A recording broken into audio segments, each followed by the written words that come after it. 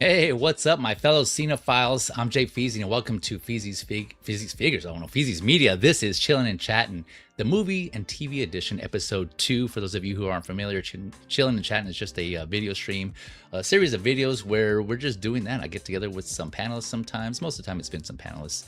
I'm not, maybe occasionally I'll probably go by myself if everyone's too busy. But fortunately, I have these guys here to join me, who I'll introduce here in a minute. But yeah, we just basically kind of pick a certain theme.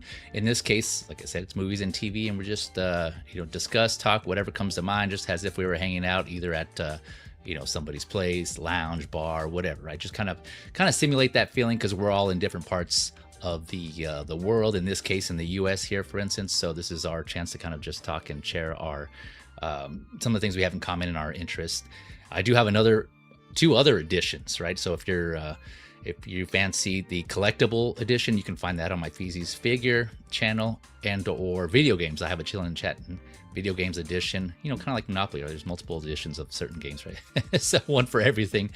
Links will be in the description below after the stream to my panelists' socials and to my other content as well. If you're interested, feel free to check that out and show all of these fine gentlemen your support. I'm sure they would appreciate your support of their content.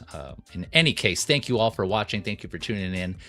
And if you are in the chat, feel free to reach out, converse with us if you'd like, and I'll bring the chats up as we go through here and there. Apologies in advance if there's just if I don't get to all the chats.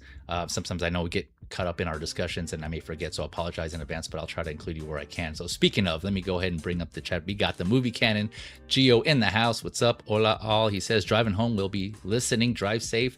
Appreciate you tuning in, Gio. Figures Talk, you can catch Figures Talk every Friday, and sometimes, well, most of the time I'll be on there. I won't be able to make it this Friday though. He is having a stream. What is this? July 10th. It is currently July 8th right now. You can find some of these gentlemen on there as well. Figures Talk, yeah, every Friday, the Movie Canon channel, a friend of the channel, so I'll have that link in the description below if you want to check that out also. But, gentlemen, let me go ahead and introduce my panelists here. Joining me, returning back to the stream, you've seen these gentlemen on multiple streams of mine. We got Blu Tattu, S Beam, and Winman. Gentlemen, how are we doing? Pretty good, my friend. Good, yeah. Pretty good. Yeah, all right. Thank you for joining. Thank you for joining me again. Good. I had to unmute myself. Yeah. Yeah, I always forget that, right? And then last but definitely not least, my man. It's been a long time coming. I'm trying to get this guy here on any of my streams, right? Either Feezy's Figures or Feezy's Media. He's more of a media person, but we got my guy Tyler here. Tyler in the house, 1/3 of the Somethin Crunchy crew. Appreciate you for joining us, Tyler, man. How you doing? Amazing. Thank you for having me, and it's amazing to be here. Finally getting it done. Yeah, right. I know, man. We've been talking for. We actually had something planned, and we never got around to that. Stuff just came up, and we all know here on the panel how life comes up, and schedules are all over the place, especially being parents. And so, I'm just glad I was able to get you on in any shape or form, and this being one of them. So yeah, man, appreciate you for joining us. And like I mentioned, he is part of the Somethin Crunchy crew. They have their own podcast, and I'm sure he'll plug and shout that out here at the end. So when we do that section of this stream, and I'll have the links in the description as well if you want to go out and check out their stuff. And yeah, some pretty funny, good stuff out there. But thanks, man. Yeah, man, for sure. All right. So as I mentioned, Chillin' and Chattin', the movie and TV edition, and this is on Feezy's Media. I'm sure you already are aware since you're here, but this is the channel where I discuss entertainment media, so video games, movies, TV shows. I think that's pretty much it, right? So any content that revolves around that. The first thing I wanted to go over, Tyler. I know, we've had discussions on personal chats and things like that, and you mentioned that you are a comedy person, more of a comedy person when it comes to your film genre of choice. Which I'm also am, but I also enjoy my horror. I mean, you guys know me and my horror selection, as well as all the other genres too. But I know that's something we were trying to find, right? Trying to find a movie that we can discuss and share on. So I figured this is a good time to kind of go over our top 3 to 5 comedy movies. And so I pitched that to my panelists here. So we're going to go over our first few of them comedy movies. There's no particular order, right? It doesn't have to be anything, just kind of off the top of the dome, anything you can think of, and then we kind of go from there. And I'll go first because I kind of already this was easier for me. I know some of you might be a little more difficult, but so I'll go ahead and kick us off. Top three, no, again, no particular order. The movies I always go back to that I can watch over and over again, and I have. So 40-year-old version for sure. I mean, which is appropriate considering we're all kind of similar to that. For me, minus the frame poster of Asia. Yeah, 40-year-old. Yep. No frame posters of Asia. That's the only thing I'm missing. But everything else, yeah. Even the virgin part included. Yeah, I got that covered as well. No, I'm just playing. I do the collectibles here. So that one. Step Brothers. Oh man, I love me some Step Brothers. I can watch that like over and over again, man. It's just but you don't say that. Oh man, too good, man. There's just so many lines and quotes from that movie. I think it was a top 10 of our most quotable movies of all time. I think it was 10th overall. For Step you Brothers. On yeah, we did like a 64 bracket challenge, like NCAA most quotable movie of all time, and actually did it twice. So there's 128 Holy movies shit, going yeah. against each other, and we had to spend like 1 to 3 minutes quoting as much as we could to see which one was the best, and Step Brothers was top 10. Nice, there you go. Yep, we're like looks like we may be aligned on that one. We'll see when we get to your list. And then the third one is blanking. It was Napoleon Dynamite, another one where man, so many. I was thinking about that movie earlier today. Hence, if you caught the story on IG, that's where I got the music, the canned heat, and the little the gif of Napoleon. Oh man, it's so fun. I can watch that so many times. It just makes me laugh just thinking about it. It's one of those movies where I didn't watch when it first came out, just because based on on the trailer, and I was judging the book by its cover, like what the hell is that? And so I skipped it. And then I think actually the first time I watched it, I think I was actually deployed when I was in the service.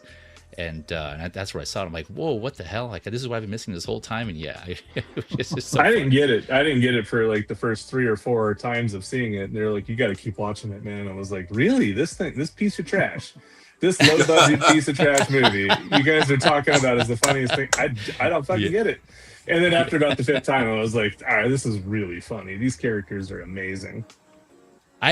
You're not the only. Actually, that's pretty common. I have heard that now that I think about it. When you said that, I do recall like a lot of people saying that they've had to watch it a couple of like 2 or 3 times, the same situation, and it just clicked after certain viewing. Some people would just give up after the first, like, all right, I'm out. But that no budget era wasn't big yet. Like indie films for comedy weren't huge at the time. So, but once you saw all the guest appearances and the cameos and stuff, like it made you want to see it again and figure out why are these guys doing it, yeah what's the magic here? What do they got that I don't got? What do they what do they see that I'm not? Like I thought I was pretty good at watching movies, but I don't know what I'm looking at here.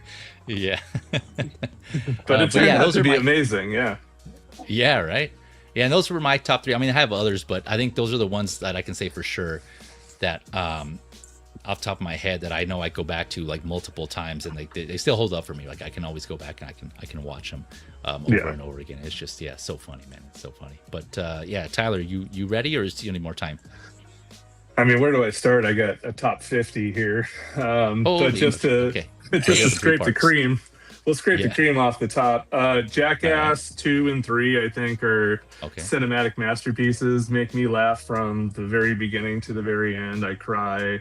I want to throw up. Like, it gives me everything I need. So I think Jackass. From, emotion or from laughter? Yeah, it's sad at the end, man. Like those guys, when it shows them, all beat up and then kind of hanging out, and some of them are not with us anymore. And the credits, the closing scene is always heartfelt, and like if you can laugh for 2 hours and then cry at the end, like that's a good ass movie to me.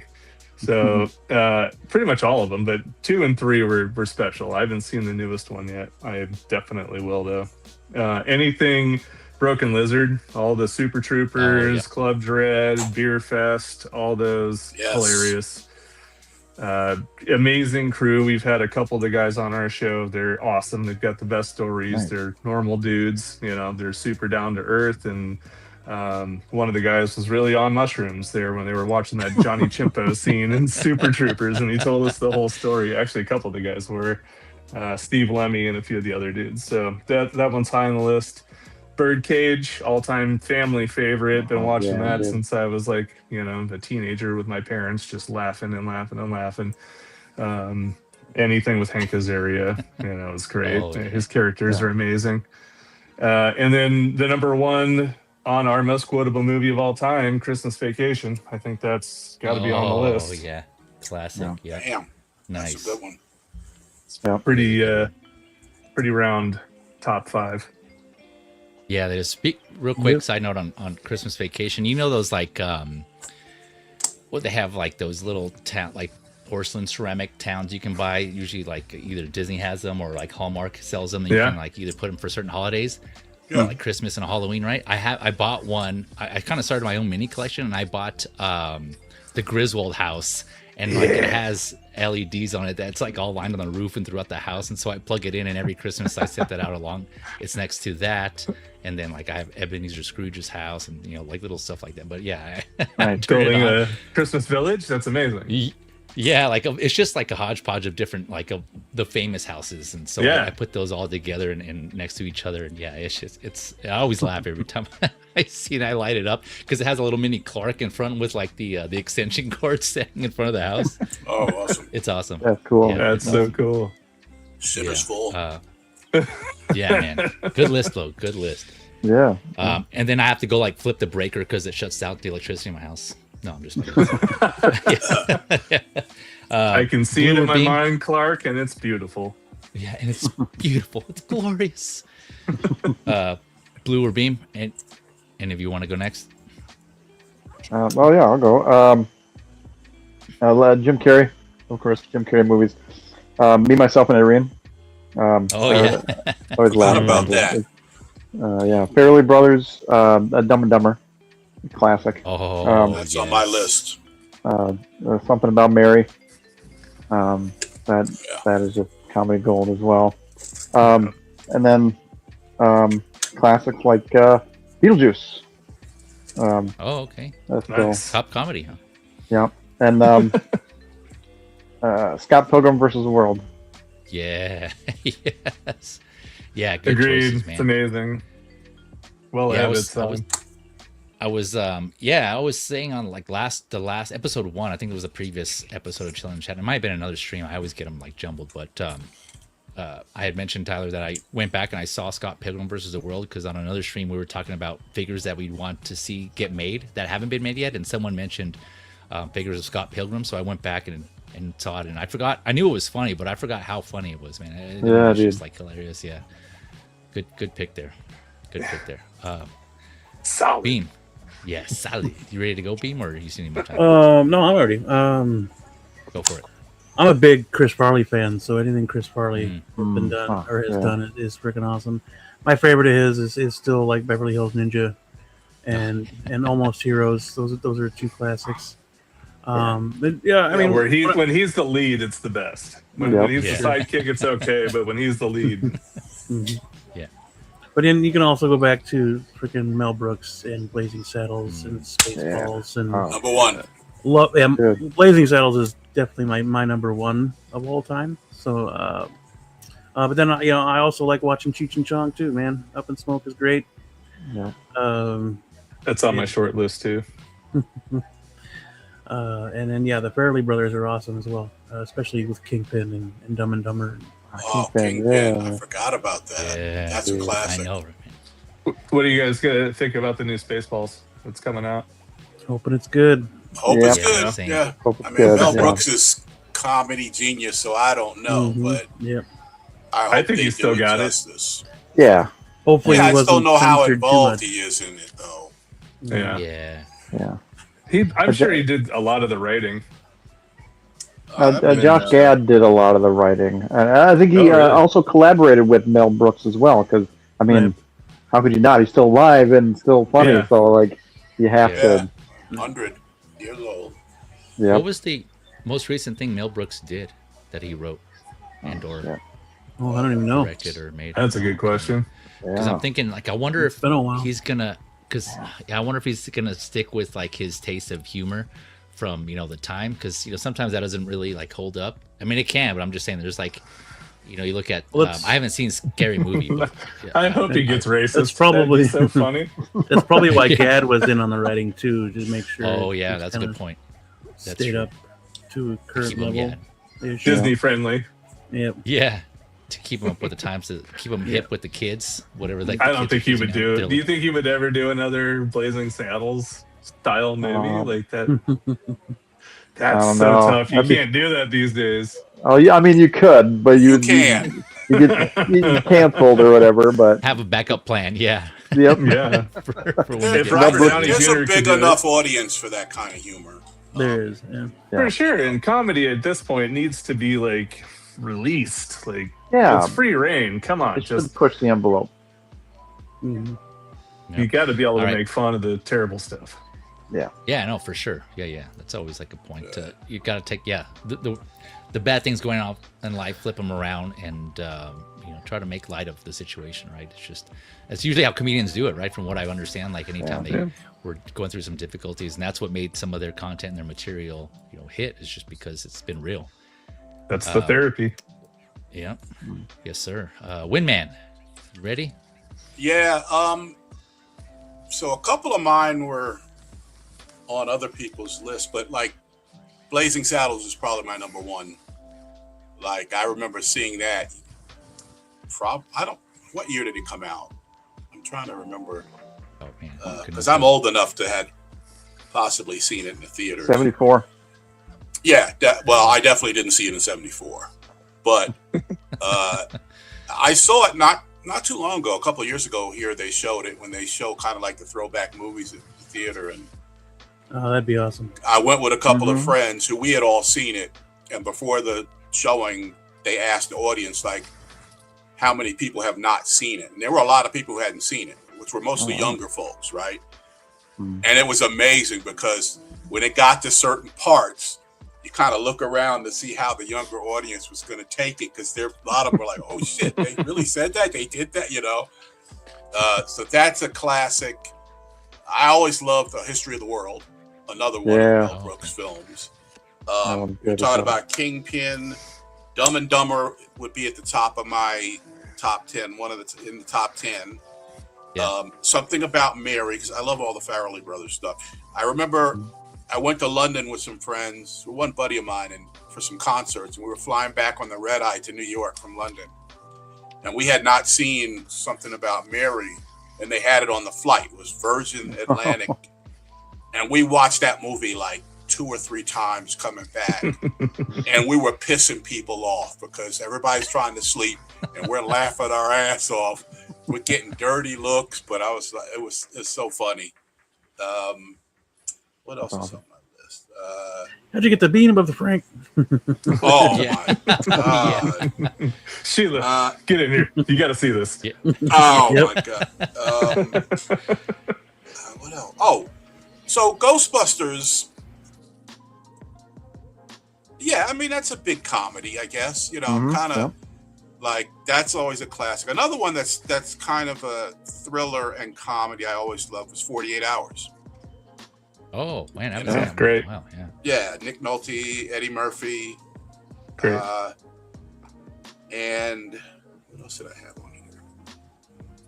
Oh, speaking of, like, while you're looking, you just remind me, Golden Child. That's another one that I can go back to. I just bought that recently on 4K. Oh, man. Yeah, that one, like that. Yeah. I don't have a high opinion of that movie. Like, No? it's Why is Eddie Murphy, but it's not top tier Eddie Murphy. Not in my opinion. Okay, interesting. I mean, it's got a scene. I would agree with that. It's not top tier Eddie Murphy, but I enjoyed the movie. So good though. What's what do you consider top tier Eddie Murphy? Winman. Ooh. I would rank 48 Hours, even though it's not an out-and-out comedy, higher than that. I mean, really? Wow. Coming to America. Coming to America would be above that. Shrek. Are you talking about the movie overall or The Eddie first Murphy's Shrek? Yeah. performance? Oh man. No, I mean the movie overall. First It's Shrek. just, to me, it's not an outstanding movie. Like I see. Yeah. it's Okay. kind of funny, but because he was more serious in Coming to America. He wasn't right from what I yeah, but remember. it's I a haven't seen that funny, movie in a while. it's a hilarious movie. Yeah, I the mean, movie overall's funny. His character, like his main character, was more but he serious, plays all but the. he's got like other- 4 others that are freaking. That movie. Oh yeah, that's true. That was the original multi-person, or right? One person multi-character. Yep. Him and Arsenio. Yep. Yeah, that's true. Oh yeah, right. There's a classic comedy, black and white, called "It's a Mad, Mad, Mad, Mad World." Oh, and I've heard of it. You can catch it on, and so it was like this super long, big movie. It's effectively about people going after some treasure. But at the time it came out, probably late 60s, it had like every comedy star in the world, like, anyone you could think of, including like the Three Stooges doing a cameo. Like, it's a crazy, crazy movie, and it's really, really funny because most of the characters are just like way over the top, and it's, It sounds like the premise sounds like similar to Rat Race. Was it like Rat Race? I don't know Rat Race. Rat Race's concept is kind of similar. There's like a bunch of people, I think, and it's like a scavenger hunt. Have you seen Rat Race, Tyler? Oh yeah, with like everybody and their mom in premise. It. Yeah, I wonder if it's just that was like a remake, just under a different name. Because I haven't seen It's a Mad, Mad, Mad World, but from what you're describing, it sounds like the premise of Rat Race. It's considered a classic comedy. It reads similar. Oh, okay, gotcha. Yeah. But look. We could sit here and do top 20. I mean, there's so many really, really funny movies. Blues Brothers. And there's a lot that, like, I think of movies I find really funny that a lot of people never probably heard of, or they kind of flew under the radar. They didn't make a lot of money, but I go back to a lot. So yeah, it's great. So what's your favorite like cult movie, cult comedy? Yeah. Oh, I'd have to think about it. I think mine's Grandma's Boy. You know what's funny about that? Another one, yes. I had a buddy who. How could I forget? He was out of town. He went home to visit family, and there was some drama with the family, like sadness. Someone was passing away, and they wanted something to pick him up. And he asked me to send him that movie because he knew I had it and I could, upload it for him.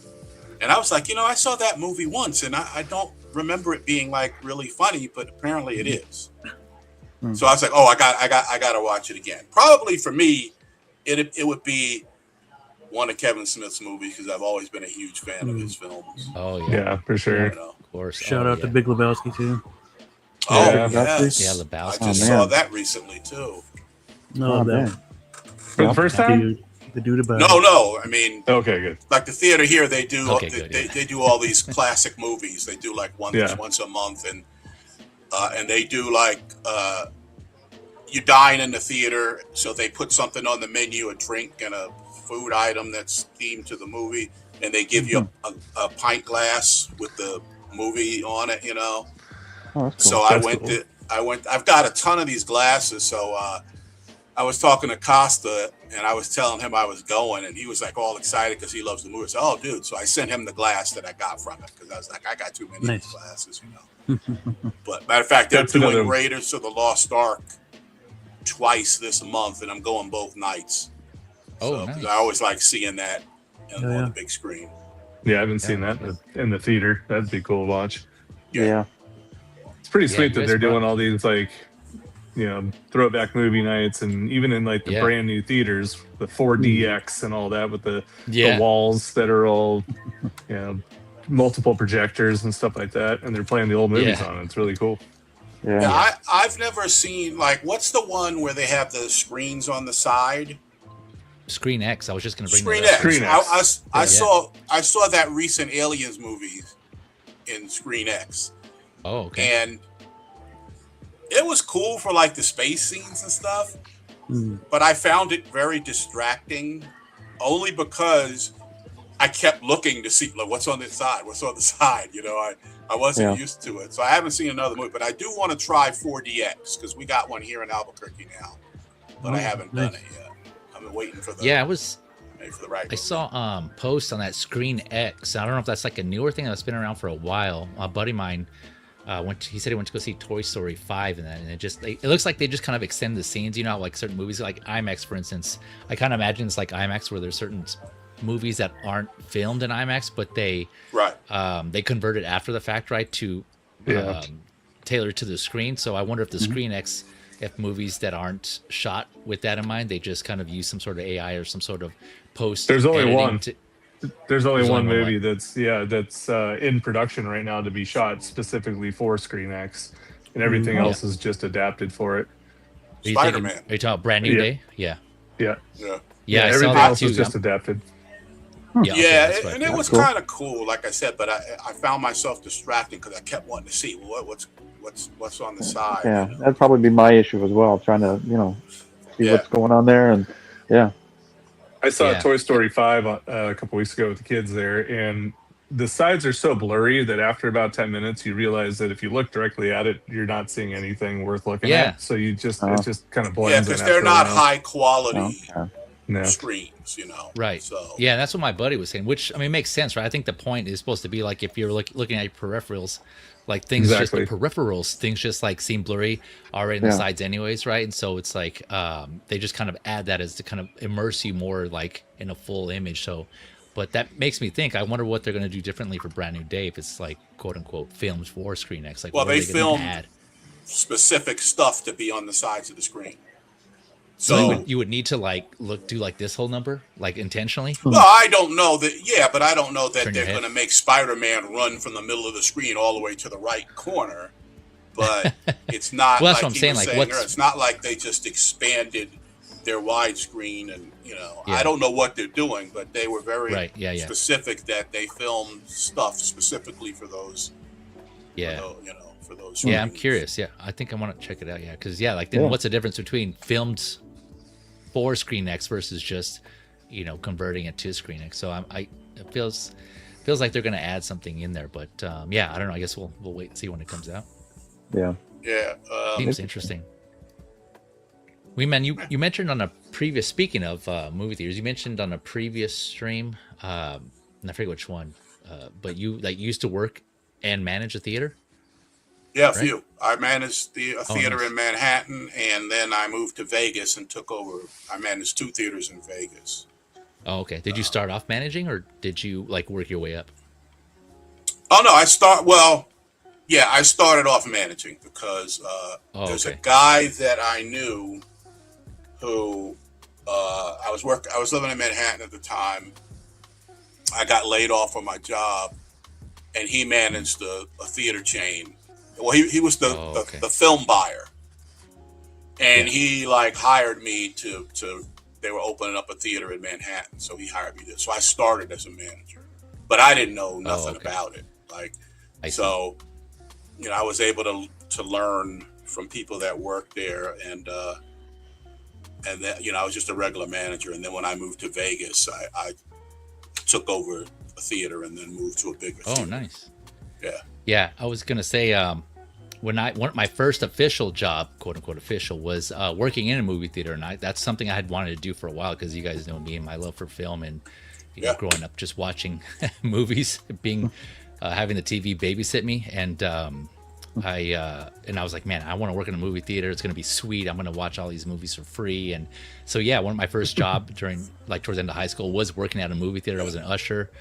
Started from the bottom, and then I did concessions, and then I became a supervisor, and so that's where I stopped. I didn't make manager status like you did, but it was still cool. It was still a cool experience, man. I just and I was able to go and take advantage of the movie situation and stuff. But it was, it was a cool experience. And then from there, after I was after the service, I know I mentioned backstage. That's where Tyler and I met here. We were we served in the military.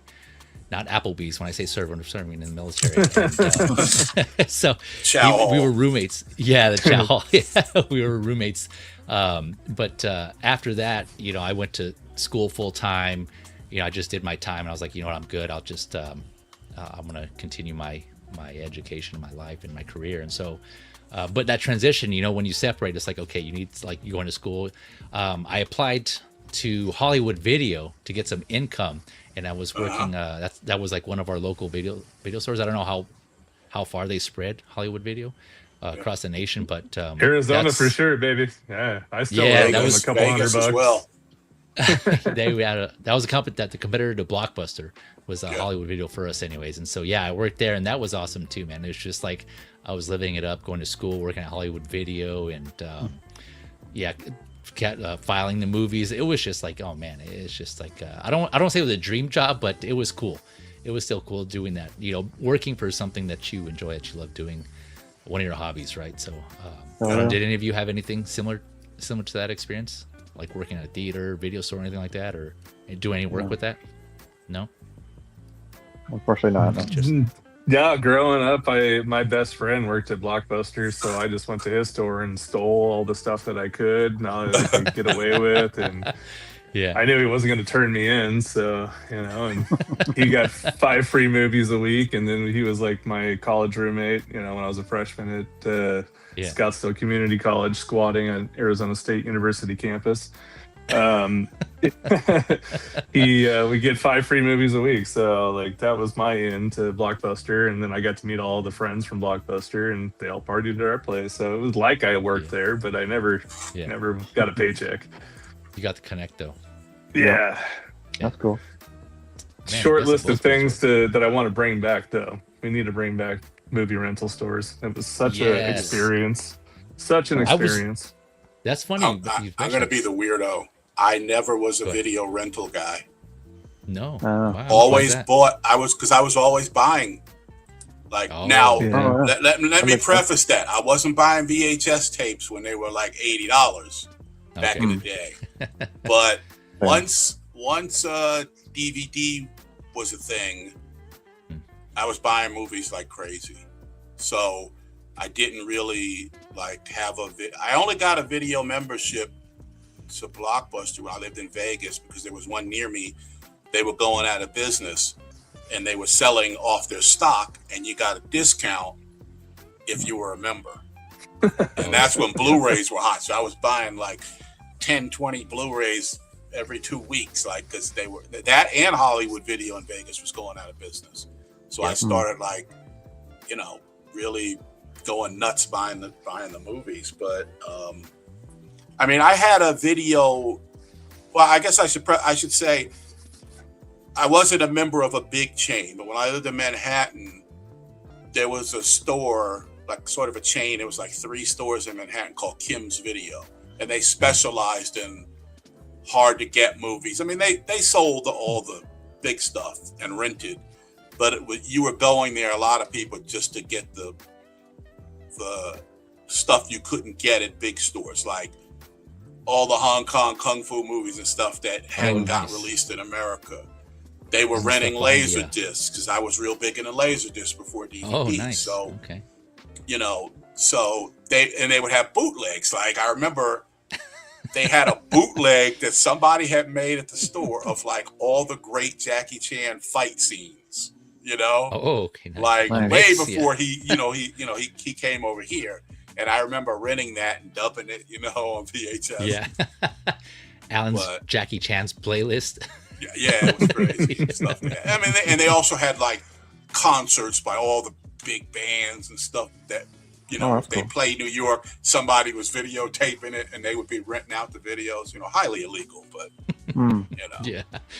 With the camcorder recorded stuff, just like this. Because a lot of the venues, there'd be like a big screen over the stage, and so someone at the venue would be filming it to display it live, and of course that would make its way to certain stores where you could buy it or you could rent it. Did they have the beaded curtain section? I was just about to section. The beaded curtain section or the closed off section? Oh, of course. Behind closed doors. They had all that X-rated stuff. Yeah.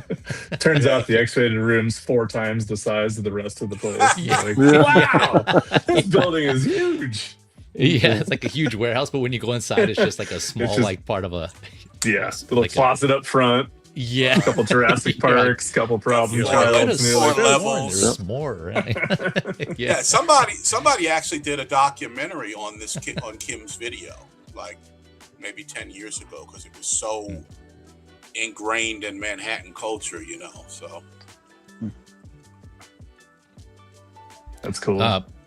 Speaking of, you mentioned the closing of Hollywood Video. Yeah, so I was actually working at Hollywood Video when ours closed down because of course, the whole transition to well, not at that time it wasn't streaming, right? It was Redbox. Sorry, I'm just like snapped all loud. Oh, it was right. I forgot about Redbox. Yeah, Redbox. People were like, well, at least I didn't see the report and data to back that up, but that's what we were all assuming it was, because Redbox, they started going up everywhere, and and Netflix too. That's when the streaming video started. Oh, right. Yeah, my sister was doing that very early, like Netflix very early, ordering movies and doing that, and instead of like the disc. You remember that? Yeah, sending away for the disc. Yep. I did have a Netflix mail membership. Yep. That's another company I owe about $50 to.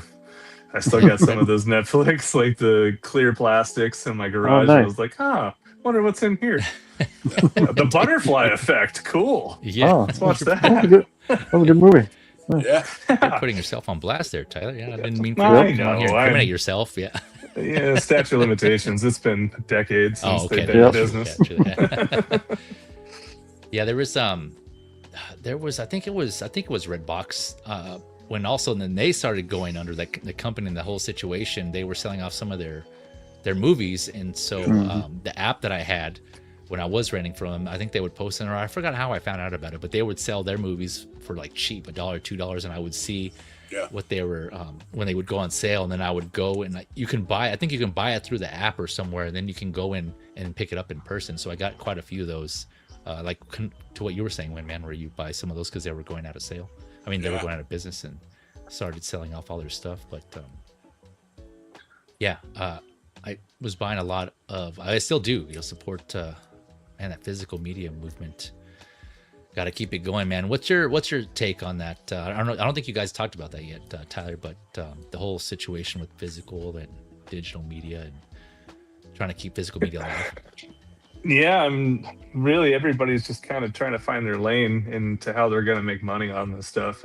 As far as the people that we talk to, the comics and shit, and everybody's getting to the point where if you don't own your own stuff, you don't make any money. So they're financing their own deals for YouTube, and then hopefully selling that on to Netflix, to the other streaming services.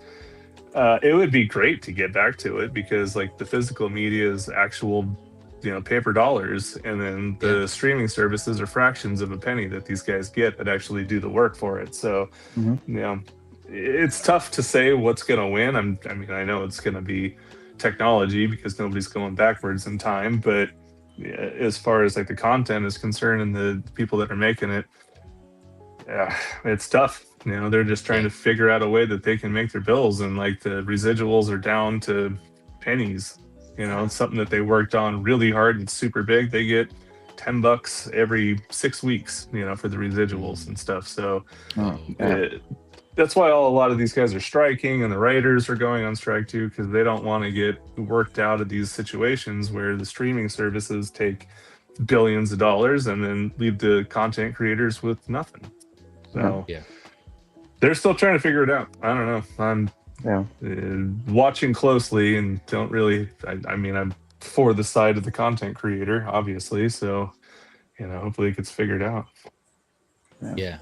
And streaming isn't the moneymaker that they thought it was. That's why they keep raising prices. Netflix always raising prices. Disney Plus always raising their prices. It's not the moneymaker that they thought it was.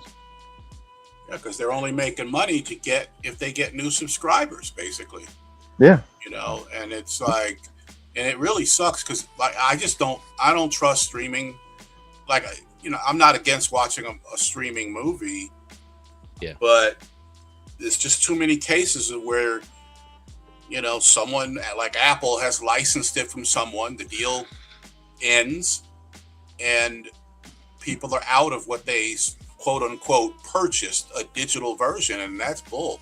I'm like, I buy the movies that I really love because no one's going to knock on my door and ask for it back, you know? Right. Yeah. Or something that, oh shit, I can't watch this movie all of a sudden. How many times have we looked for a movie somewhere streaming and no one has the rights to it? Exactly. Yeah, and censorship is a big thing too, because anytime they figure out something inside of a streaming service that's offensive or it could cost them money down the road, they can go back in and re-upload a new censored version of that same exact clip. Flash and Plus. save their asses. But the original content's then, you know, not the same anymore. So and that's tough. I think the content creator should have the last say on that, not the studio. Or not the studio should have the last say if they're paying for it, but not the streaming service. They should have zero fucking say. Yeah. And there's so much stuff on a lot of streaming services now that it's not that like something gets pulled off of HBO or whatever, and it's not because they don't have the license anymore. It's because, well, it didn't bring in a bunch of money. Yeah, they rotate. And we don't want to pay the residuals to the people that are in this and that made it, so we're just going to make it unavailable.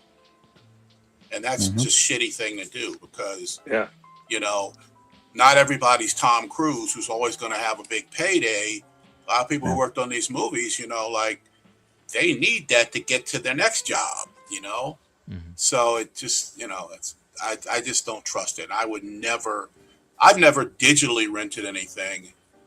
And I definitely would never, you know, digitally purchase something because I know they can just pull the rug out from under you at any time. Exactly. Yep. Yeah, you lose all control and options. And I mean, you guys who've been watching me and know me, you guys know I'm big pro physical media, as we all. It sounds like we all are here. And if you're not aware, I did do a Film Game episode on this topic, physical media versus digital content, and that's here on this channel, Feezy's Media, if you're interested.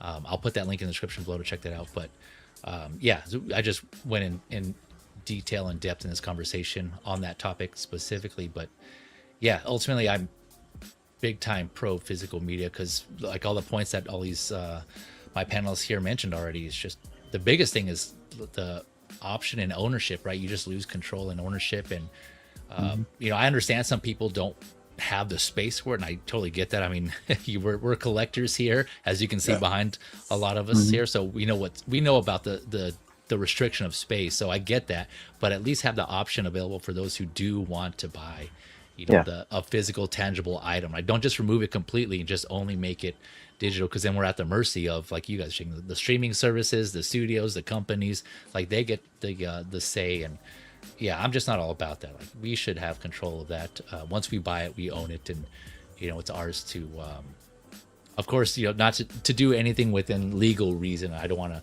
promote anything illegal, but I'm just saying, you know, we have copies of that. And then here's my beef. Here we go. My beef. Let it rip. Here we go. There's too much digital content as it is. There's too many streaming services. You can't see the good stuff. The quality is so far down the fucking tube because they have to be able to apply all this money to all these different things, and we don't get the blockbusters anymore. We don't get movies worth seeing in the theater unless it's just super AI and digital, and you have to watch it on a big screen to see every little detail. But there's no classic cinema being made anymore. There's no original content.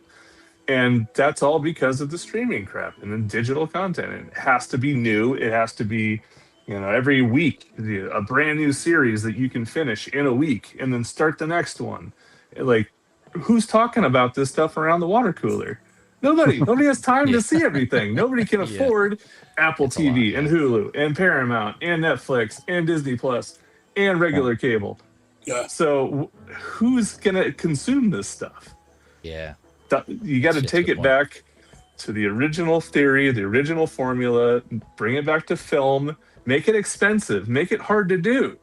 And that way the quality hits our screen and people want to go see it. Where's the quality? That's my beat. Quantity aplenty. Where's the quality? Yeah. Did anyone else have any thoughts on that? Because I was gonna that actually segues into something else I was thinking about. Yeah, I used to just have Netflix and Amazon Prime, but I got Amazon just for buying stuff and having shipped for free. Right. Yeah. But those ass hats have like made it so, oh, you want me to pay you more to not have commercials instead of like Netflix would do. Well, here, if you don't mind commercials, it's cheaper. Amazon did the reverse, and I'm like, you know what? Screw you guys. Like, I am not paying more to not see commercials. I just won't watch the shit on your channel, you know. And it's or did you buy a new 4K TV? Because that's $10 extra if you want the 4K Netflix streaming experience. Right. And I was happy paying that, like, because I've had a 4K TV since the year they came out, so I'm all about that. But still, you know, I don't feel like I should, you know, pay to not have commercials. Like you're inserting commercials just to make some more money. Because there never was commercials in this stuff, you know, and it's like, that's one thing I hate. I don't want to watch, like, even if my favorite movie, if I'm, you know, on some lesser known streaming service, but, you know, Tubi or something, I'm not trying to watch a movie I really love with commercial breaks. I just don't want to do it, you know. So that's another reason why I will pay to own the movie. And then when you look at the prices for a digital purchase, why would I pay $20 to buy a digital version when I can spend $25 for the Blu-ray or the 4K? Or if I just want to wait, because a lot of times it's like, okay, if I go see a movie that I really like twice in the theater, you know, and a month later it comes out on Blu-ray, I can wait 6-7 months to where the price drops, because it's like I don't really have a desire to watch it again right away. It's still fresh in my mind, you know. So I wait, and I know, oh, they're going to drop that price, you know, at some point in this year, and I'll just pick it up there, you know. Or, you know, even on Amazon, you go into some store, you can find it used and save some money that way. Yep. You know, Amazon or eBay. Yeah, I've done that a few times. If I don't, you guys just, man, you just reminded me actually also. And Tyler, you touched on this, is another con to just relying on digital is, for the most part, I don't know of any service or actual streaming digital content where it's true to their advertised resolution. Like 4K, for instance, I don't know of any streaming service that actually provides true 4K, just because it takes up so much bandwidth, right? And like the word, the server space, right? You have to maintain that and store that somewhere, right? And in 4K movies, like legit 4K movies, take up a lot of space. That's like, we're talking about gigs, multi-gigs, and so they compress it to some extent. Again, I didn't do my thorough research. I'm not sure what streaming services actually provide true 4K streaming to your device, let alone needing the bandwidth, right, to actually have that and stream that flawlessly without any buffering or any interruptions or anything like that. So, but they can do it. They can totally do it if there's only one person in America that wants to watch that movie at that time. You got to upgrade all your equipment, your IT equipment. You upgrade your internet speed and get that high tier subscription service to whatever streaming service. So it's going to be expensive. I'm sure you can do it, but so physical media, again, that's where physical media is a big plus. There, you get for the most part as close to, if not true, accurate. 4K or whatever resolution you're looking for on your devices. So you guys just reminded me. I just wanted to bring that up. But you guys were talking about content, quality content. I know this. I've had multiple discussions on this. We keep bringing this up, but it always comes up, man. It's just that good and record breaking obsession. You know, you're talking about content, and I just saw in a post that Obsession made over $400 million worldwide. And again, I did that one discussion with Geo, the Movie Canon, here on Obsession. So that's on this channel as well if you're interested. But at that point, I think it had reached over 100 million. I think it was when I did that stream, and that was in the end of May, I believe it was. Now we're here in July. the beginning of July, and now it's 400 million worldwide on a budget of about 750K. And I saw in that post that it broke a record that was previously held by Enter the Dragon. So, and I looked this up because this was interesting. So I went a little deeper into this rabbit hole because I was curious. So Enter the Dragon was made for about 150,000 in 1973, right? And that grossed 400 million dollars worldwide. And that was at that time, right? That was not adjusted for inflation. So comparing just those numbers, right? Yeah. So again, Obsession was made for 750K, made over 400 million. I think it was like at 403 or something like that last I looked. But I went back and I adjusted for inflation just to see for Enter the Dragon what that costs now. So 850,000 in today's dollars is $6.4 million. That's adjusted for 2026. And the $400 million that it made, and I see that's where it gets kind of fishy because I'm sure it's spread out throughout its lifetime, right? Up until, I don't know, whatever the cutoff date is. But just to kind of, out of curiosity, I converted that to 2026 dollars, and the 400 million converted to $3 billion. So yeah.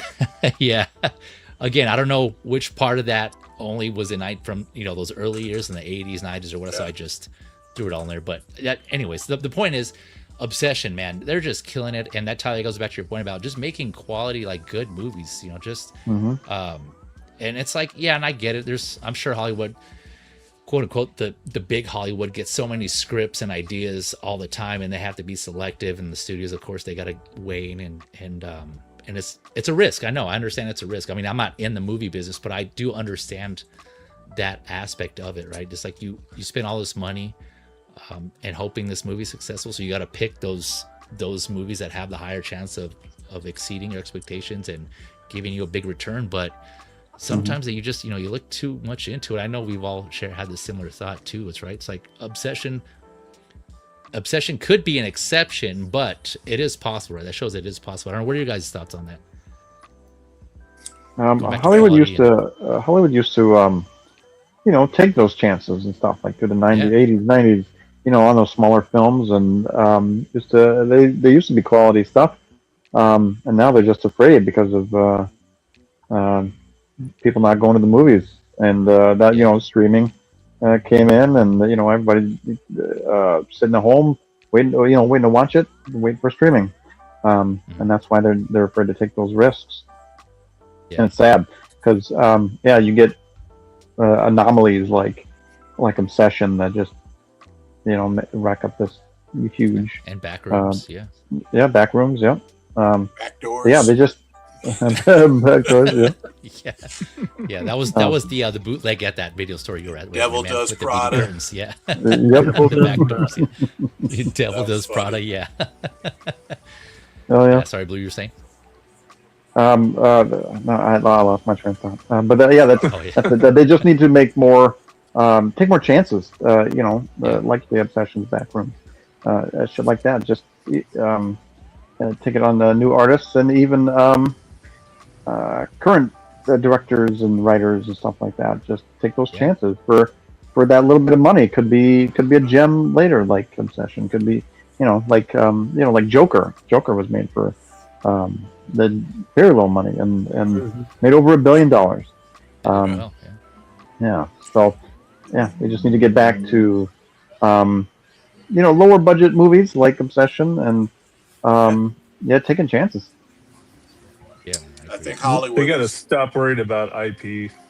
Like intellectual property, everybody wants that to be the first thing on the list. Is there IP? Can we turn this into a theme park ride? Can this be, a trilogy or a kid's snack, a gelatin, a toy? Like, how are we going to make money off of this shit on the back end? Like, we're putting up millions and millions of dollars to advertise for this movie that's going to be out for 4 months in the theater, and then it's going to hit streaming, and then nobody makes any money off of it. So it has to have IP. Yeah. 4 months. So, it'd have to be a huge movie to stick around for 4 months these days. Yeah, exactly. Lately, 45 days nowadays. Hollywood. The big problem is, and it's been going on for a long time. Everyone's trying to hit the grand slam. Mm-hmm. Like they're spending all this money on these movies, and then if it doesn't work, a la Supergirl, they lost a shit ton of money. Instead of, you know, you got a movie that's really big, and there's always seems to be one or two a year that a movie that's made for like maybe $1 million, $2 million does really well. Like that to me, yeah, you can have blockbusters, but you don't need to be releasing 6 blockbusters a year because they ain't all gonna work. People get tired of it. Like you could put out a bunch of smaller, really good films. And guess what? If people don't go to see it, you rush it out on streaming and you're going to still make some money, you know, and they got to get past this, you know. I think there's no world that this new Spider-Man movie is not a huge hit, but every movie's not like that. Right. You know, and it's like, you gotta stop with this. And like, I go into Walmart and it's like freaking Minions, everything. Like everything is like branded with Minions, like crazy stuff. And it's like I read that, you know, even Supergirl, $100 million in product placement, or, you know, KFC meals and all of this stuff. So before ticket 1 was sold, that movie made $100 million. Now obviously it didn't make much more based on ticket sales. But, you know, I enjoyed it. I had planned to go see it tomorrow, and I can't, but I'll probably see it again before it leaves the theater. But, you know, and the other thing is, the other thing is, it's a different world. Like, when I started seeing movies, or even, you know, 20 years ago, the internet wasn't this big thing where basically a movie came out, you read the paper on Friday to read the review in your local paper. Oh yeah, I remember that. Yeah. Maybe there was, you know, I don't know when the TV shows with Siskel and Ebert, when that became popular, but even then, those reviews weren't out before the movie was in the theater. Now, people can learn to hate the movie before it's even released, before anyone has really seen it, other than people who get advanced screenings and stuff. And that's a lot to overcome. You know, it used to be like, hey, maybe you didn't see it day 1, but you would speak to your friends. What you think? You liked it? Okay. Now we're bombarded with thousands and thousands of reviews from people we don't know saying that this movie is the best thing ever, or it's the worst thing ever. You know? And a lot of people, and a lot of the kids, people that they want to get to go see movies, they really rely on that stuff. You know, like, the internet's saying, I'm not going to see it because people are saying it's bad. Like, well, who's saying it's bad? Anyone you know who you actually trust? You know? Or is it just some jackass on the internet who's like making money off of hating stuff? You know? And of course you have people who they're going to make money off of pretending they like something that they actually don't like, so they can make some money, whatever. You know, it's just kind of it's a hard business now. Clickbait. I'm surprised there's not more clippers, like internet clippers for movies now, because that's how all these people, all the streamers, are getting all their views, is from hiring a bunch of clippers to do stuff for them, $10,000 a month to post the clips from their videos that they make. So why isn't that a thing for Hollywood? Why are they spending so much money on billboard advertisement that nobody's looking at or cares about? You talking about? I don't know what a clipper is. So Clipper is like somebody who works for a big streamer, like somebody like Neon or what's that guy? Brother Stitch or Switch, I don't know their names. But anyway, these guys that are just on TikTok and YouTube nonstop, right? So they make content, live content, and then they hire 25, 35, 55 dudes to take those videos, clip little bits of it, 1 minute at a time, put it on their page, tag everybody back into it like it's one giant ecosystem. Okay. So it looks like the monkeys in Superman. So like the monkeys in Superman. That I understand. Okay. So like if I was a clipper for this show, I cut out the funny stuff, I put it on the Tyler Media page, And then I'd say this is obviously, I'm chilling and chatting with the boys. And because I have 25,000 followers that look at my stuff, you guys get the views and the hits, and it all comes back to you. So why aren't they doing that? That's the new form of marketing these days, to get your show out there, to get people to look at you, and nobody's doing that in Hollywood.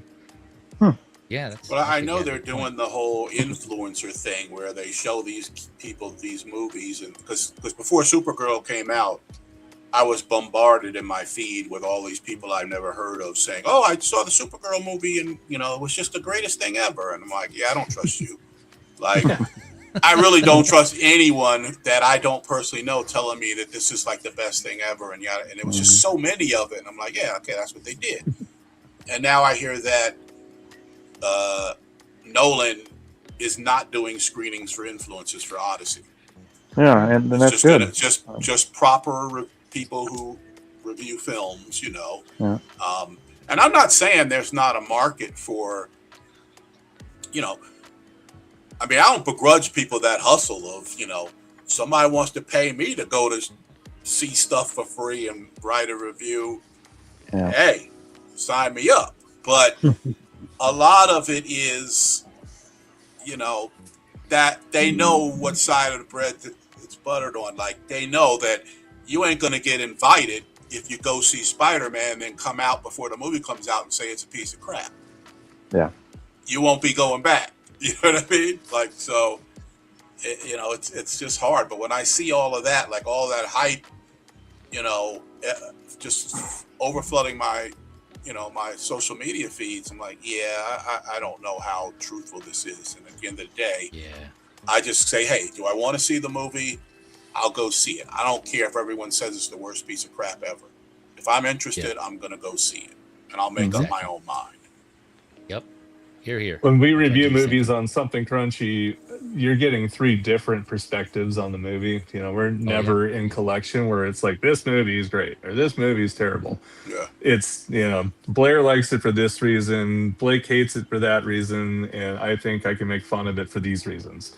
And that's how we review our movies, and it's not to get people to go and see it or not to see it. It's just to hear our specific thoughts on, how we feel about it. Yeah. And if you know us from the show, then you'll probably pick one of us to believe in, and that's, I feel like that's a non-biased way of doing it. Do you guys watch them like separately, or do you go like to go together to watch it? It depends. If it's a streaming show, then Blake watches it by himself, and Blair and I will watch it, when the kids go to bed and stuff. And if it's a theater movie, sometimes we all go and talk about it. We don't do like the press passes and all that to get early access. We pay for everything. We pay for all of the comedy shows and stuff when we have comics on, and they're like, come see the show, we'll get you backstage. We always pay for our tickets. So nice. We're here to support honest more than reviews, anything. Good deal. Yeah. Nice. Yeah, not look for free stuff. Yeah. Not pay your way. That way you can have an opinion. If you're getting sent there for free, your opinion is it was great, But if you pay your own way, and you say it sucked, it sucked. I would feel bad saying something sucked if they gave it to me for free. Yeah. Then I would just, I would rather not say how it was, and then they know. Or you feel bad. It's like this week. Sorry. It's like if you ever went to see your friend who's in a band and they suck, and then after the show you're like, you guys were great. Yeah, like you don't want to talk about it, Yeah. No, you guys were interesting. Yeah. It was good. You guys, y'all had a lot of energy up there. Did you ever see what was that? So the Triple X movie with Vin Diesel, and then part 2 was with Ice Cube, right? Yeah. Did you? So one of the perks of working in the theater and the guy who hired me being the film buyer, in Manhattan, they would have all these advanced screenings, but so he would get us into these advanced screenings, but they were not advanced screenings with the public. These were be like at the Fox movie studios, their office where they had a screening room, or Paramount or Warner or whoever, Sony. And we went to see an advanced screening of Triple X 2 with Ice Cube. And basically, the point of the screening is to get the guy who's my boss to like agree to book this movie into the chain, right? Okay. So the movie's over. We're standing out in the, in the waiting room kind of area, and the guys who showed us the movie were like, "So what you guys think?"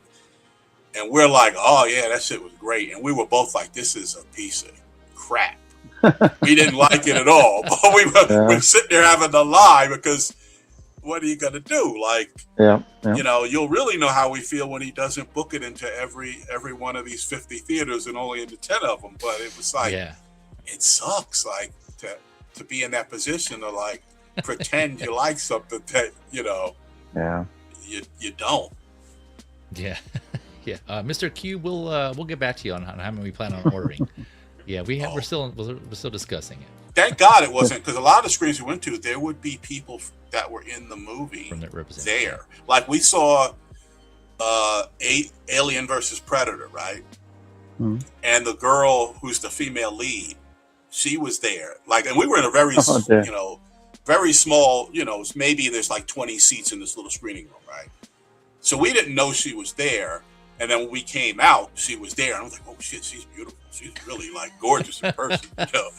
And we liked the movie, so that was easy. But she wasn't like asking us. She would, just sort of in a conversation with a bunch of people, we were telling the people who produced the movie or whatever, like, oh yeah, we really liked it, But that would be really harder to like have to lie to Tom Cruise's face, Right? Yeah.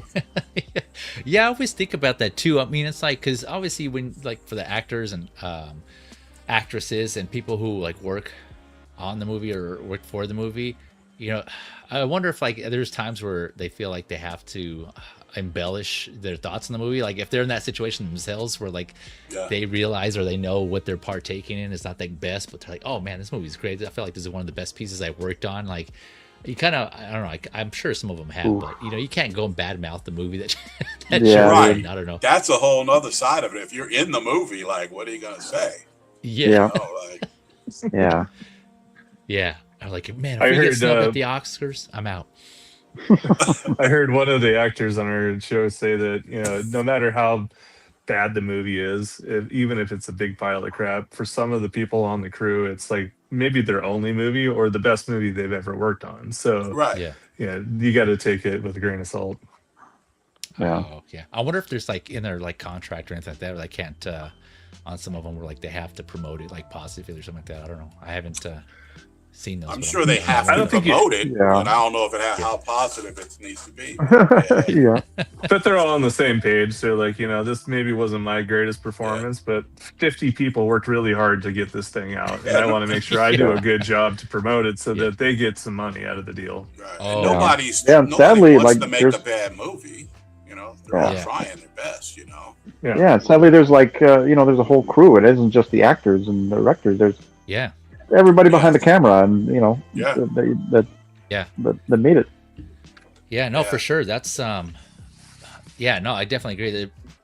But obviously, the ones that are in the spotlight, the main players are the ones who like are speaking on behalf of the movie, right? So it's like, I mean, I can kind of see that point too. Like what you guys are touching on, that you want to promote it, have it at least in a good light to support the people who worked on it. Yeah. Like you guys were saying, like that kind of reminds me of that whole. We don't have to get into it, but I mean, unless you guys want to talk about it, but the whole Flash situation, just the bad rap that it got because of what is his name, Ezra? Right. Ezra Miller. Ezra Miller. Just like, I mean, I'm sure there's other aspects to it, but I know like like the time it came out. I forget what components, but there's a lot of factors that played into it. But still, like, when things like that happen, or even Supergirl, right? I mean, some people just didn't like Supergirl, but you kind of forget about all the people that worked on it and how that affects them as well. And like, it's just it's a shitty situation, I'm sure, for those people who worked on it behind the scenes and stuff. But, over and over again, because they reshot it and reshot it and reshot it, and then they the new regime happened, James Gunn and Peter Safran, and then they reshot it, and all that stuff. It was just a long process, and it was a Frankenstein of a flick, but I enjoyed it. I thought it was decent. The Flash, the Flash, it was funny. I liked it, and besides like one particular scene where the CGI was just abysmal, Yeah, a lot of it, like a lot of it was. Like that scene where with the hospital scene.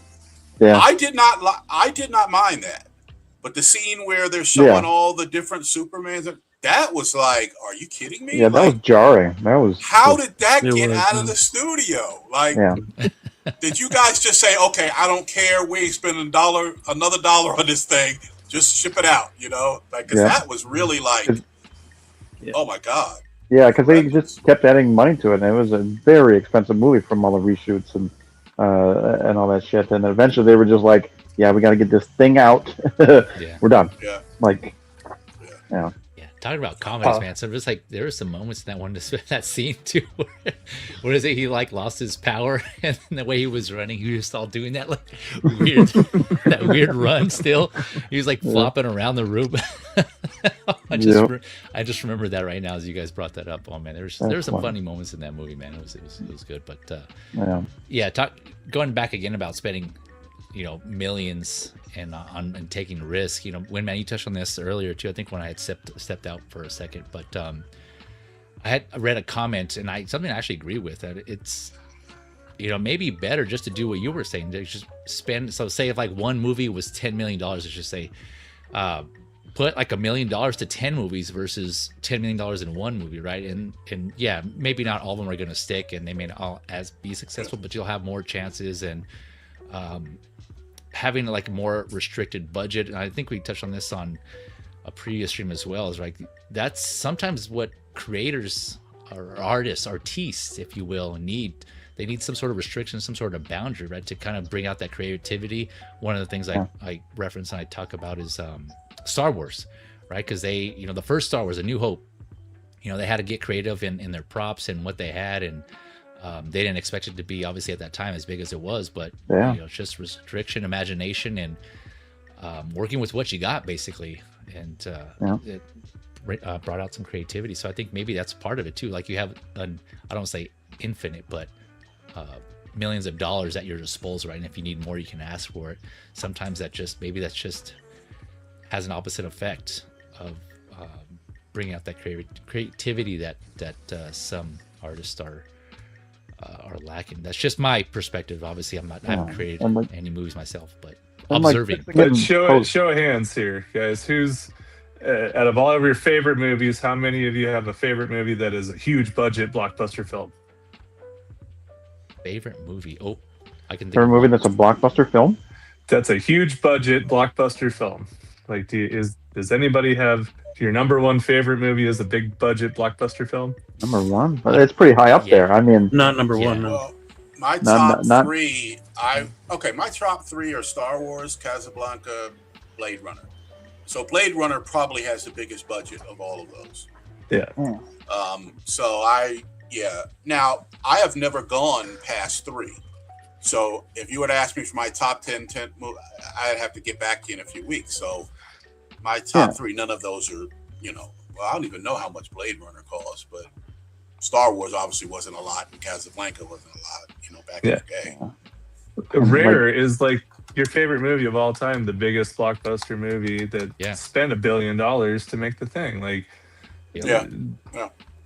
Guardians was good, it was probably the best Marvel movie, but my favorite movies have a budget of $250,000. Like I did not like Guardians. I like Guardians, but I was still working in the theater business when that released, and I remember seeing the trailers, and everyone was like going Google Gaga over, and I'm like, this just seems kind of corny to me.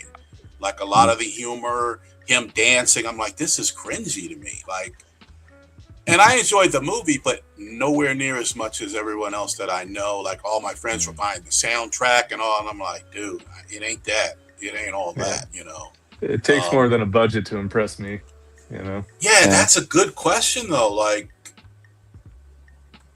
I mean, I guess, because I'm so used to looking at like movies of how much they made and not how much they were made for. Yeah. And where would they rank in my top 10, for example? So, so Blade Runner was 28 million. That's not a lot of, it's probably a lot of money back in 82 Yeah, it was that's a lot. big chunk of change. Yeah. Yeah, sounds like a lot. Yeah. Back then. Yeah. Blue or Beam, you guys have one? I mean, it changes quite a bit. Like, a movie I can go back to all the time is Endgame. I can watch that without Infinity War. Yeah. Oh, really? Wow. Like, yeah, I love Endgame. I think it's, you know, like the Top Avengers movie. tier MCU. Yeah, absolutely. Endgame was the culmination of, 10 years. You know, I could go back to it whenever. Let's see. I mean, yeah, Marvel movies. They're made for a lot of money. Yeah. And a lot of them are in, just have tons of rewatchability with me, and a lot of them are my favorites. I don't know if it's number one, but it's definitely up there. That's definitely an anomaly because you look at a movie that was at least say $350 million, and so many characters, so much riding on it because all these movies are leading up to that, and it could have easily been a letdown. And I think it really exceeded my expectation. And that was definitely, so when that came out, I was not managing theaters.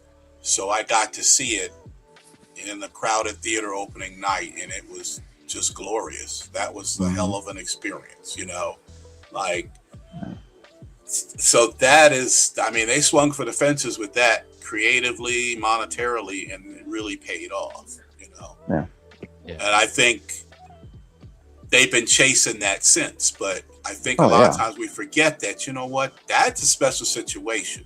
Like, I don't know you're going to put lightning in a bottle again like that. Like, no, not at all. They're trying to chase that right now with the new ones.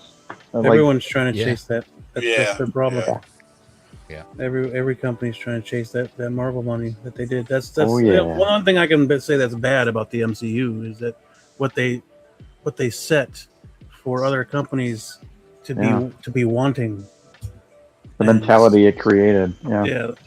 Like that's the money they want. And greed is not a good thing.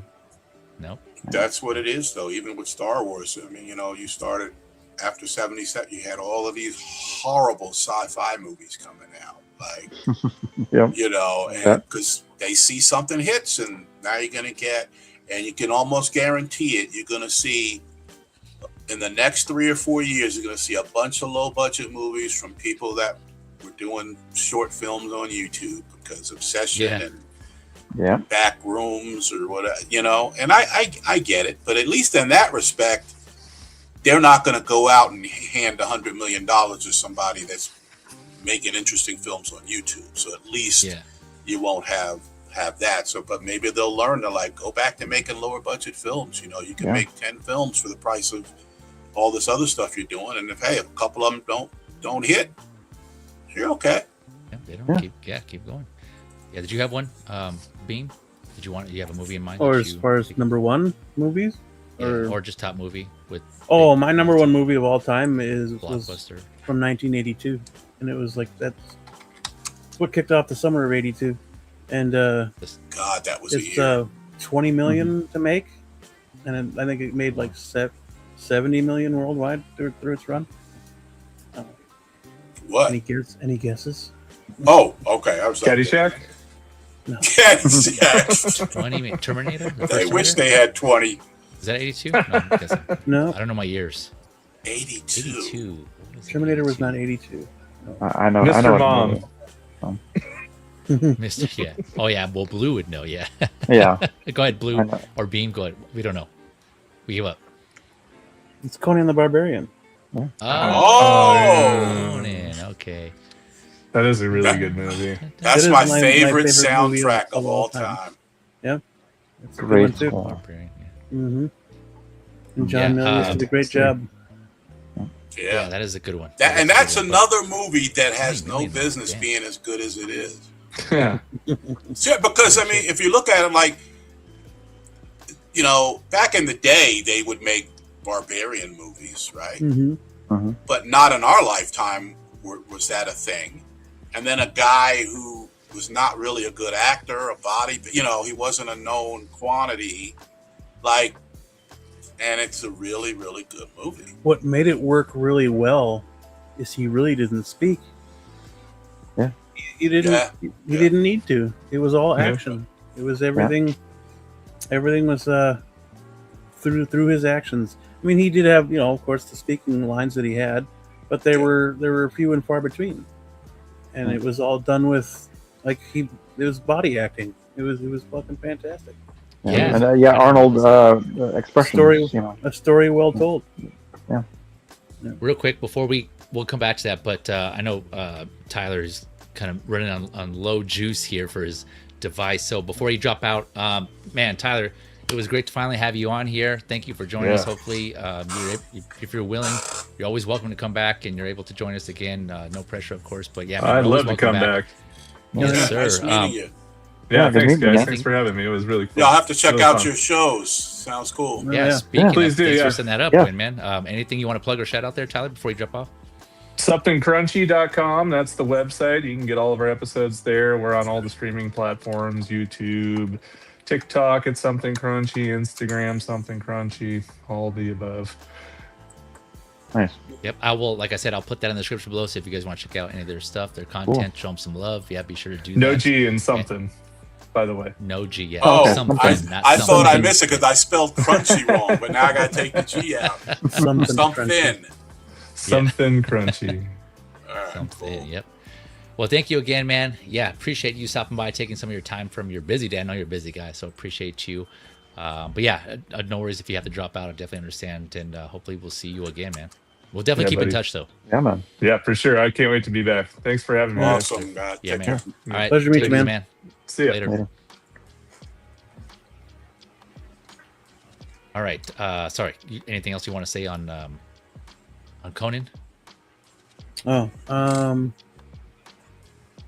no, I could go on, but I think Conan's I'll the wait. shit. That's all you got to say. No, it don't. I loved, because as a kid, I was a big Conan fan. Like, I was reading the paperback books before Marvel started doing the comic. And I was into the comics, and then, like, to see it on the big screen, like, and it was good. I was like, yo, because I was also really big into Doc Savage, because I used to read those paperback books. And I heard they were making a movie, and I got the Marvel comic book, and the movie never released. And I was living in New Jersey, and it never released. And I was so upset as a kid. Like, and then I saw it years later as an adult, and I was like, I dodged a bullet, because that movie was garbage. You know? And I bought the movie, and I can watch it, but it's still bad. Yeah. But, you know, but I always think, like, man, if I would have saw this as a 14 or 15-year-old, I might have liked it. Yeah, I'm more of a Destroyer guy of the Conan. Oh, really? Not like in real life. Yeah, I like more of the Destroyer. Just I don't know. I just like maybe because I saw that one more when I was a kid. Movies. And that was how that's how Conan was introduced to me. Actually, was Destroyer first, because it was the more tamed down version of Conan. Yeah, and then we saw PG, Barbarian after that. Yeah, it was PG, you know, more PG. Oh yeah. But I do like the cheesiness in it. Like Destroyer actually also has a really good score. Yeah. They changed the original tune, but I mean it's still the same composer. Yeah, some of most of the music in that is really good. But I just didn't like the cheesiness. Comparing the two, the cheesiness is what steers me away from that one.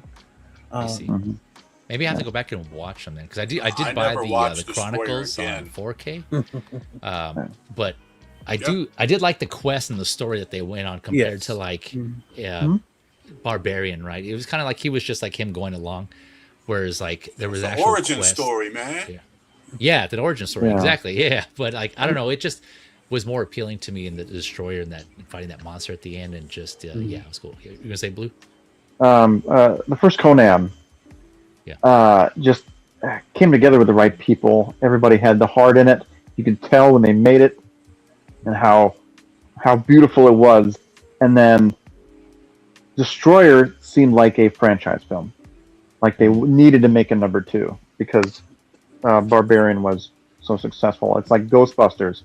Ghostbusters' original idea was like a horror comedy, and everybody came together, made that movie, and it was great. And then they're like, how can we turn this into a franchise? And then they made Ghostbusters 2. Ghostbusters 2 was lighter. It wasn't as kind of dark as the first one. Yeah. And it was made for more to create a franchise, and it was just like more heart went into the first one, and they didn't know how well it was going to go, and then then they had to make the second one, and that's what it became. And the same with the new one, Afterlife. There was so much heart in it. It was Jason Reitman, bringing it all together in that darker comedy, and then bringing the original music in there, and it was just well made and came together with more heart in the story and everything. And then that turned out so well, and that they wanted to make a second one, and that's where we got I forget what the hell it's called, but the second Afterlife movie, and it just like Frozen something or Afterlife something again. Yeah, Frozen Empire. Frozen Empire. Yeah, was it Frozen Empire? That sounds right. Yeah, I think so. And I mean, it was good, but it was more like Ghostbusters 2. I love Ghostbusters 2. Don't get me wrong, but it was just like they had, Vigo and shit. I do love that. I do love Ghostbusters 2, but it was just more Bobby of a Brown. franchise. Yeah. Yeah, that's another one where I like the second one, Ghostbusters 2 more. Yeah, I agree. It is the first one. It is darker, but I do like more of like the comedy aspect of the second one. Cheech, yeah, he was in there too. He made a cameo. He was like, better late than never. Yeah, yeah, on the Titanic. But like Turtles, the first Turtles, the 1990. That was it was a darker Turtles movie, and then they're like, oh, we got to make this more for kids, and then that's where Secret of the Use came in. Because one was so successful that they wanted to make another one, and it just and I love Secret of the Use. Don't get me wrong, because see, that's where my tone changes. Yeah. I see what you're saying. Yeah, no, you're right. With Turtles 2, I agree. That the first one will always be like my favorite. The first 90s TMNT, and I can disregard. I can go without the other two. I'm like, but yeah, there I agree. Three of them. There was three. Yes, there's three. Girls in Time. Going back real quick to Tyler's question. Yeah, again, shout out to Tyler. Thank you for joining us here. I'll give him another plug here when we do the outros here. But when he first asked that question on like my favorite, it's up there. I don't know. I'm not sure if it's number one. I have to rethink this, like all the movies, but top movie, big budget, AAA is Infinity War. You mentioned Endgame, but for me, it's Infinity War. I think that movie was firing on all cylinders from beginning to end. I think everything was on point, man. And that was the first, right? That was the first quote unquote Endgame, right? Like it started with that movie. That was the part one. That was the culmination up to that. And I did a discussion on this on the top, MCU trilogies on this channel, my Feezy's Media channel. So if you're interested, if I remember, I'll put that in the description below as well. But we ended up ending on the 3 Avenger movies. Well, I guess the 4 in this case. But yeah, Infinity War is my favorite. And, Endgame even took some aspects of Infinity War, which I didn't like, and they reused them in Endgame. And so it was like, I thought that was kind of a cop-out.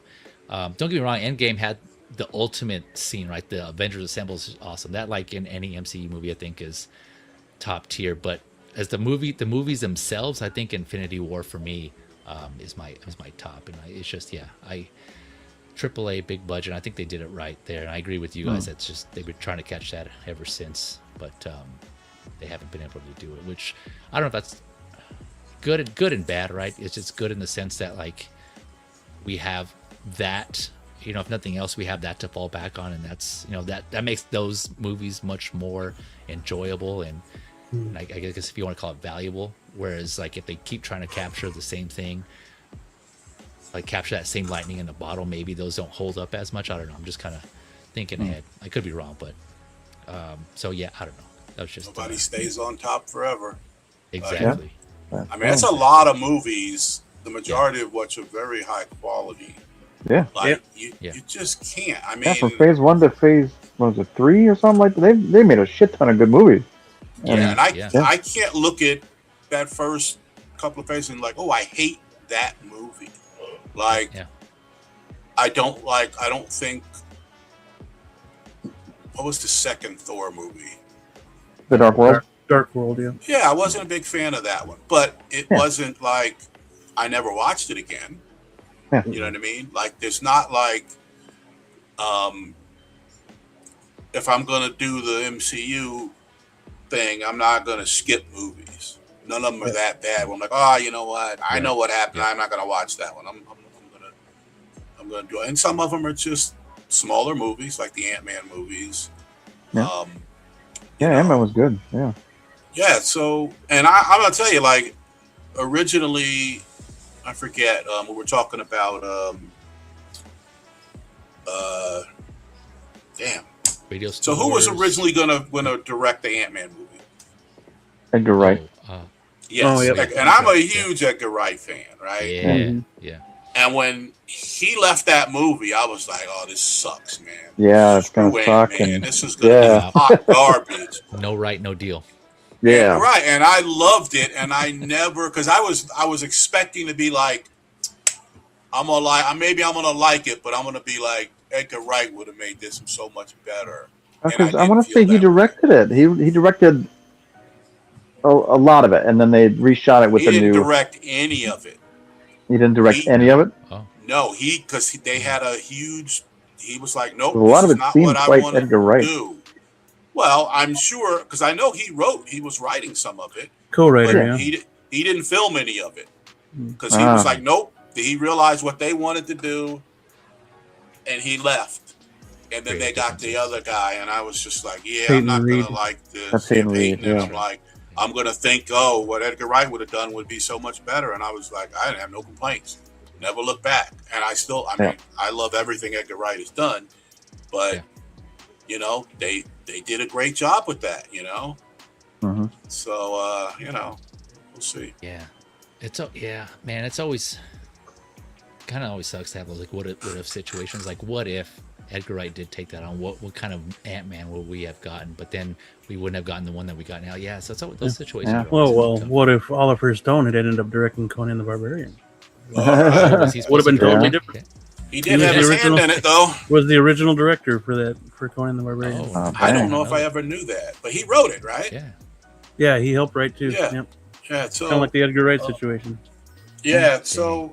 And the same with Scott Derrickson, who directed the first Doctor Strange. He was going to go for more horror Doctor Strange 2, and then they didn't want to go to that specific level of horror, so they got Sam Raimi, which was in my book. I love Sam Raimi's movies, but like his Doctor Strange, I don't like it.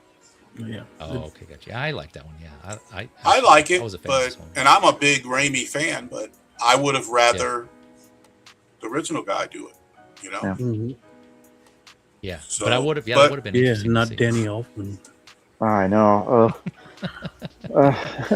Or we would have gotten Mordo as well. We would have gotten Mordo's turn, to the dark side, basically. Oh, That would have been, would have been interesting. Maybe we still can in a different story or something. I don't know. Yeah, hopefully. Yeah, I mean, he needs to come back. Speaking of Sam things Raimi, that could have been. yeah, I know, right? It's always interesting to think about those situations. Speaking of Sam Raimi, related as in Evil Dead, I got my ticket to go see Evil Dead Burn tomorrow. Oh, cool. Looking forward to that one because I'm a fan. I'm seeing it tomorrow too. Are you? Nice. What time are you going? Yeah, 4:30. Right. Oh, early. Nice. I'm going at 8:30. Gotta wait till after work, but I'm retired, so I can go anytime I want. So must be nice. Yeah. Yeah. I got a doctor's appointment at 1, and I'm like, I'm just gonna make it. Like, I'll come home and then I'll head out. Let us know what you think after you watch it. Yeah, I don't expect it honestly to have much connection to the original films, other than a certain book. No, okay. This is already like the second one in this new series. But I like horror, and I like all kinds of horror, and I like the previous one. A lot of friends that were really into Evil Dead 1, 2, Army of Darkness, they didn't like that last one. But I'm like, for what it was, I enjoyed it. Oh, right. You know? And I'm expecting this one to be like, kind of, just seeing some of the stuff in the trailers, like, it's going to kind of freak me out and be like, like, and I can get with that. Like I saw that movie, the recent Mummy movie. And it was super disturbing, and I loved it for that. Oh, really? Okay. Yeah. I still have yet to see. Yeah, it was a lot of like really disturbing stuff in it. You know, like we got Gio here saying the movie canon said love Danny Elfman. Yes, sir. I love early Danny Elfman. I love Danny Elfman to the point. I love Oingo Boingo Danny Elfman. The Simpsons and the most iconic Batman theme. But when you start fucking with other people's themes and making them yours. Yeah. Ooh, busted. Twice. Yeah. Avengers and Doctor Strange. Yeah. You tried to make something different, and you ain't topping Alan Silvestri's Avengers thing. You just ain't. Yeah. And same with Doctor Strange. You use Doctor Strange's theme like twice in the freaking movie. In the beginning when he jumped off the balcony in his suit and became in his suit and stuff like that. They played his theme, and then like you never heard it again. Yeah, it's but like, maybe that's what not are you doing? him though. Maybe they're like, we're paying Danny Elfman. I think Danny Elfman is arrogant enough to think that he could create something better. Yeah, but that's a work for hire though. Like somebody, like Danny Elfman doesn't get to say, "Sorry, Feige, this is how this music's going to be." So I think they just let him play because he's Danny Elfman. Yeah, maybe. And same with Avengers. Yeah. Raimi was probably like, I trust him. He can do it. But frickin' Giacchino did a fantastic job doing the first Doctor Strange, and to not continue to use that theme was just a misstep. Yeah, absolutely. And to make a new Avengers theme, that's what it's titled as. Because I think they remix. I didn't catch that. Yeah, Age of what's that? Age of Ultron. Yeah. I think they might have hired somebody else and then brought in Danny Elfman because Silvestri was busy. I think. Yeah, he had to have been, I think there was somebody else, and then they brought on Danny Elfman. Okay, let me Gio's coming here real quick. He's saying I'm going tomorrow too at 4 p.m. in LA. I think he's talking about Evil Dead Burn. Nice, yeah. Mm-hmm. And then he's saying the Mummy had much body horror. Oh man, I need to go. I need to go check that out. And then he's saying Dead Man's Party. Is that the name of the track that you were talking about? I don't know what Dead Man's Party is referring to. Oh, that's that's an Oingo Boingo song, isn't it? Okay, not sure.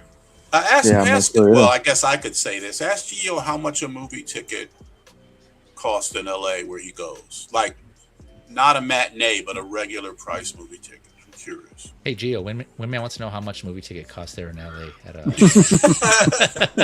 love that you did that. Yeah. He won't answer me. Let us know. Yeah, he will. He will. Because, I lived in New York, and the time that I was managing theaters in New York, there was no matinee in Manhattan. All day, every day, it was one price. So you couldn't go see the first show and it'd be cheaper or anything like that. Holy crap! 21 to 25. Because someone mentioned that in a stream of how expensive a movie was for them in LA, somewhere in California, I think, and they were like $25, $27, and I'm like, ouch. I mean, I'm going to go see Odyssey at the one true IMAX theater here in Albuquerque. It's humongous. And it's like $12 for IMAX. Oh, God. And my theater that I go to routinely, Wednesday, everything is $5 Wednesday. And then when I go at 4:30 tomorrow, it's $11. That's the most expensive ticket. Unless it's 3D, but I don't ever do 3D anymore. So, the price 3D. Is really crazy in LA and New York. No, yeah, you love 3D. It depends. Is that what you said? Blue? Yeah. Oh yeah, I love 3D. I haven't. I mean, I don't know. I think probably since I started wearing glasses, but I don't know. I've seen a ton with glasses. It's just for whatever reason, I haven't seen any in a long time. And, you know, maybe like what I might do is when I see Spider-Man, go back and see it in 3D. You know, something. But it's been a minute since I've seen a 3D movie. Yeah, I still got. I was gonna say real quick. Gio's saying because I'm going to the Alamo Drafthouse Theater. Ooh, okay. Nice. Okay. Prepare to pay more. Yeah, I paid $45. Oh. What were you gonna say, Blue? Still got to eat. Yeah. Yeah. So the place I go to is you know, dine in, which I love. Yeah. Alamo is awesome. I love that theater. But I still have those theaters. The Alamo is the basement. Yeah. The basement. Go ahead, Blue. P.B. Herman joke. Yeah. I still have a 3D TV, the Samsung 3D TV with the. I used to have a 3D TV. Yeah. Same. I try to buy all the 3D Blu-rays, 3D Blu-rays, get them all. Yeah, I had a ton of them. I have an LG 3D TV. It's passive. I don't. Yeah, I don't want to get rid of it. It still works. It's right here to the left of me, my man cave. Oh, here. Nice. And then in my main living room, I have my bigger OLED there. But yeah, I want to hold on to my 3D TV as much as possible. And did you guys have the electronic glasses? Yeah. Well, I have the glasses, but mine are the past, like the ones you use at IMAX theater, where you don't is it need like its own like power basically. That's the kind of TV I have. Yeah. I have the battery in the center. Right, I had the battery ones because there were some that came out where you just use the cheap glasses they give you at the movie theater, the not passive ones, you know. So, but yeah, I loved it. But then it started going bad on me when I moved to Albuquerque. Like I had a lot of dead pixels, and at that point, I realized, you know, it was like, well, they're really cutting back on 3D Blu-rays. So I was like, I'm not gonna buy another one, you know. So I wound up giving it away to someone, and I bought a regular. Okay. You know, but I miss it. I still have a bunch of the discs, you know, because 3D at home looked really good. Yeah, man. Yeah. Really I loved good, it. Yeah. You know. Yeah. Don't want to. I had some still holding on. Yeah, I had some movies that I showed at my theater, and when I watched them at home, they were a lot better. You know. Yeah. So, like what's your favorite 3D movie that you've seen? For me, it'd always still be Avatar. I think because just like I can't. That's the bar. That's like the high bar, and I don't think any movie 3D. Avatar was really good. It because they didn't go for gimmicks. Right. There was a lot of ambient and stuff floating in the that was amazing. But one of my other favorites is what is it? The one. Okay, let me animated or is it CG? No, live action. No? Dread. Oh, nice! I didn't know they did that. If you've not seen that in 3D, and if you can get I would hope they had made a 4K blue or 3D Blu-ray. That was amazing in 3D. Nice. Oh, okay. I might have to. I'm gonna have to get. Then. Yeah, me I have that on regular. Yeah, there was a lot of stuff in there that I could imagine would be like, very well done in 3D. It's like slow motion crack pipe smoke and stuff like that. Oh yeah, it's I remember that scene. Really good. Bullets, like that's bullets and stuff. It was like purposely shot for that. Yeah, it's so good. That and there's a few other ones, but those two, Avatar and Dread, would top my list. Same with the documentaries of like the animals and stuff like that. We used to frequent the IMAX at our zoo up here, and we went to go see Tron 3D as well. I had the glasses and whatnot, and then they had a trailer of that documentary, and like there was a monkey sitting on a log, and the water looked like it came up to your glasses. That's how freaking good it was. And then I watched Tron in 3D, and it was like not as good. But it was good, but it was not as good. Right. It was just kind of disappointing. But there was a movie when I was a teenager, and this would have been early 80s, and they were trying to bring 3D back into the theaters, and they made a bunch of low budget. And there was a movie that me and all my buddies went to see called Coming at You, right? And it was like a Western, not a low budget Western and stuff, but the whole gimmick was 3D. So you'd have like red and blue glasses. Right. And so you'd have like guns pointing in your face and stuff. But the best scene, we were dying, was it was like in some Mexican village, and this woman had a baby, and she's giving the baby a bath, and she puts the baby's butt in your face, you know? And it was hilarious, you know? But and I think I guarantee you can buy that in 3D on Amazon. The movie's called Coming At You, you know? Oh, funny. Okay.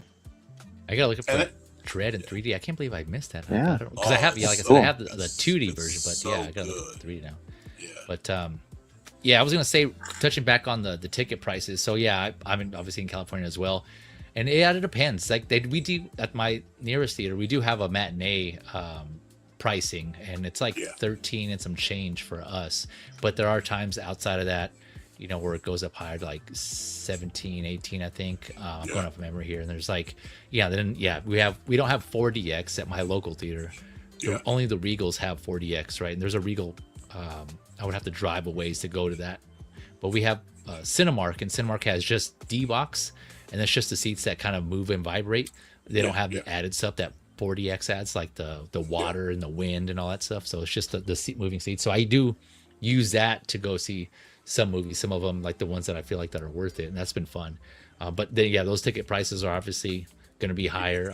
The IMAX, my nearest IMAX is like $25 a ticket, I think, for one person, but I'm part of their club, so I get like it's like $21 or $23, I think, for if you're a part of that club. So yeah, it varies. There's different tiers. And also based on where you live too, like the city. I imagine movies in LA, their movie tickets are going to be higher for a standard versus standard where I'm living at here in like Northern California. So it just depends, But paying 21 to 25 for just a regular 2D movie is, to me, it's like, that's crazy. Yeah. But I mean, you know, it's been years since I've had to, you know, when I wasn't working in that business where I had to pay to see a movie. So, you know. Yeah. But but again, here in Albuquerque, I don't even have to. I don't have to rush out and buy tickets for Spider-Man or Odyssey or anything, because people here, for whatever reason, they don't really do a lot of advanced ticket sales. So I remember seeing one of the recent Star Wars movies here, and we literally, the day that we wanted to see the movie, we walked in and got primo IMAX seats, you know. So, nice. But I did buy Odyssey tickets because I wanted to see it in IMAX. And I knew that would sell out quick, so we got decent seats. But I didn't buy. I think yesterday I bought middle of the theater seats for Spider-Man. You know. Oh, okay. So people just don't really do a lot of. I guess it also depends on where you live too. Yeah. Like what area. Yeah. Real quick, what are ticket prices where you're at, Blue and Beam? Here in town for like a matinee, it's like $7. Whoa, nice. Yeah, we have a theater in town. We don't $5 Tuesdays. Yeah, $5 Tuesdays as well. We don't frequent there because they're just uncomfortable ass seats. It's hard to sit. I see. The seats suck. Yeah, it's just so bad. I mean, they eventually just got to bring a cushion or something like that. just the to make that better. Seating, right? Where it's just like where it just uses slope down slightly. Like, is it that type of theater? Yeah. Oh, okay, gotcha. But, my theaters, there's certain auditoriums that have that. It's weird. Like some auditoriums have stadium seating, others are just like the older traditional, like kind of just like slope down. Yeah, it's kind of weird. The theater that I go to now, everything is stadium recliners, but the IMAX, the one huge IMAX, it's not. It's decent leather seats, but they're not recliners. And I totally forgot that when we booked the Odyssey, and I was like, oh crap! Like the last movie I saw actually at that IMAX was the last Batman film, the one that Blue loves. The Batman. Yeah, and I'm thinking like, oh my God, this Odyssey is like 3 hours. Like, maybe I need to bring a pillow or something for my butt, you know? Yeah, and they have like the long ass rows too. That's one thing I don't like is like if you have to use the restroom, you have to walk depending on where you sit. Yeah. You have to walk through like 20 seats to you get gotta inconvenience half the theater, right? Yeah, exactly. Yeah, that sucks. So. And that's where you want to sit directly in the middle. Yeah. Exactly. So, like, I remember the night we went to see Batman. That's right when I started having serious problems with my hip, and I would always get the middle row and the middle seats, right? Yeah. Mm-hmm. And bro, climbing up them stairs, like 20 rows. Ouch. And we got there a little late because we had gone to a restaurant beforehand with the slowest service ever. So we were coming in as the movie was just starting. And so I'm like, I'm dying once I got up there. And then I'm like, now everybody, pardon me, excuse me. Yeah. People giving you the death stare and shit. Move it. Yeah, it's like, and of course, when people do that to me, I'm like, why didn't you get here on time, you ass? And I'm like, now I'm that guy, Yeah. So, so this time I realized, okay, if I go up 5 or 6 rows, it's still a good view in that IMAX theater. So that's what we did. So I'm like, I'm not looking up. And I know that's not bad as long as you sit somewhat back. Yeah, you're not like looking like this. Like I had that experience in Vegas seeing Avatar, because right when Avatar came out, I had stopped working at the theater, but I could still go and see the movie for free. And I did. Oh, okay. And then I wanted to go. There was a theater at one of the casinos in Vegas that had an IMAX, right? I'm like, we got to go see it in IMAX 3D. And we went. And the theater was so effing small. And we didn't buy tickets in advance. So all we got was like the second row in IMAX. And even though it was a small IMAX, it's like you're literally like laying back, It's like, this is some bullshit. And it was horrible. It was horrible. The 3D looked great, but it was a horrible experience. I can only imagine. That's true IMAX too, not the Limax. Yeah, it was. It was true IMAX, but it was a very small theater. Like when I grew up in Manhattan, and there is a Sony IMAX in like the 60s on the east side of Manhattan, and it's still there, and it's huge. Like, it's like almost like a freaking stadium, and that's what I was used to, And it's like, you want to hold on to the rail when you're leaving, because if you trip, it's like being in a baseball stadium. You're going to keep falling, So, and that's the one here in Albuquerque. It's the one. It's all the way on the other side of the town where my sister lives. So when I moved to this side of town, like, it's like 40 minutes away, but it's worth going over there. So we're going to do that one, because it's like, that's the experience. Because all the other IMAXs here, they're just big theaters that they converted to IMAX. So they're almost like, like you said, the old sloping seats, but a big screen, so I want that experience, but I wish they would. Problem is, they're not going to convert this IMAX to recliners, because they would lose 50% of the seats. So gotcha. Because you got to have that extra room, because when you're fully reclined, for people to still walk by, and if you're one of the theaters that I go to where they serve food, they got to be able to come down, like that Draft House or whatever, and not disturb everybody when they're bringing you that beer or the burger or whatever. Yeah. If any of you, I know we're fortunate. It sounds like Winman is also to live near like a true IMAX theater. So if any of you have an opportunity to go see a movie in IMAX, definitely check it out. I know some people it's just further away, so inconvenient. I definitely understand, but it's an experience. I'm still curious to know what a Limax is. That's basically a fake IMAX theater, because IMAX had a very specific set of standards for the theaters. And then they started making a deal where, we'll just take your largest theater in your Cineplex and we'll convert it to IMAX.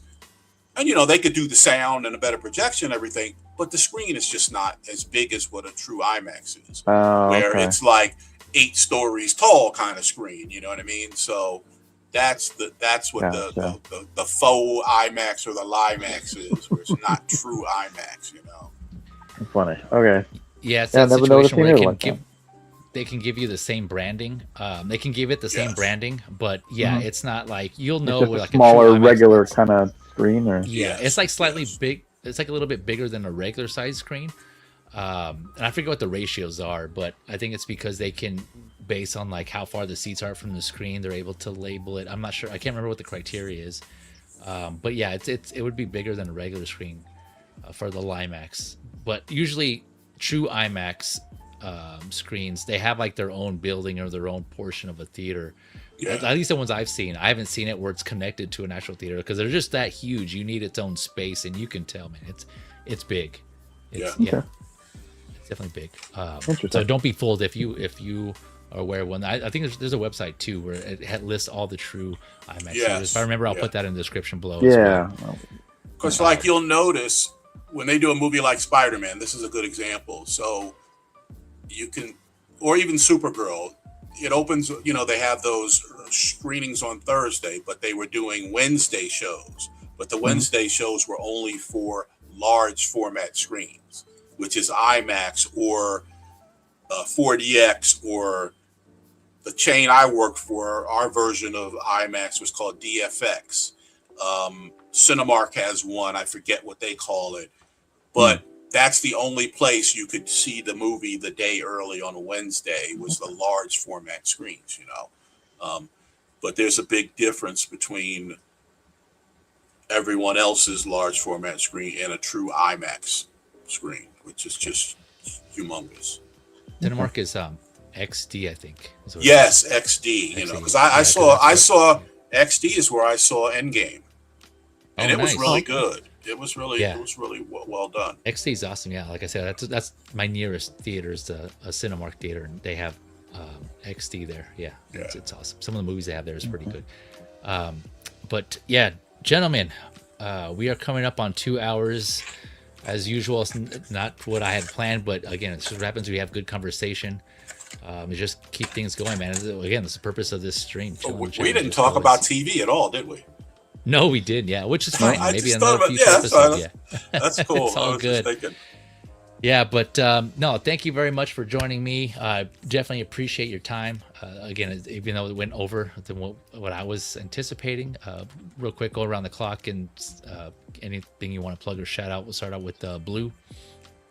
Well, yeah, we're live every Monday on our Buzz channel, and then we also do 1/6 takes kind of during the week when shit just Hot Toys is just popping figures off, and then on Friday on Gio's channel, and then thanks for having me on this one, man. It's always awesome being here and talk with you guys. Yeah, same. Yeah, man. Yep. Thanks again, Blue. Appreciate you, man. Beam, anything you want to plug or shout out? I think Blue covered most of it already, so I just want to say thanks for having me, and it's always fun being on other streams of UFeezy, talking other stuff other than figures. So hit that like button and subscribe to everybody else who has a channel, and make sure you're subbed to this channel. So. Much appreciate that, man. I always appreciate your time. I know you're also another busy person, so yeah, anytime you have to join us here is always appreciated. And then last but not least, Winman, my man Winman. Anything you want to plug or shout out? Yeah, subscribe to my channel that doesn't exist. I'd appreciate that. Pre-order. But yeah, thanks for having me. It's good to be on with some cool folks. I always like watching that Monday stream when I can stay awake. That's the only time I fell asleep, but I was dead to the world. I swear. I swear it wasn't you guys. It's me. It's not you. It's me. Yeah, it wasn't, because it was good. I was active in the chat on the stream, so it's all good. And then I woke up 4 hours later, like, oh shit. Okay. But, Moose usually falls asleep on our stream. So yeah, at least I don't do it on camera. Yeah, that is hilarious. Yeah, but thanks, man. This was fun. Yeah, man. I never bought the 4K of Conan Destroyer, so I'm gonna have to do that so I can watch it.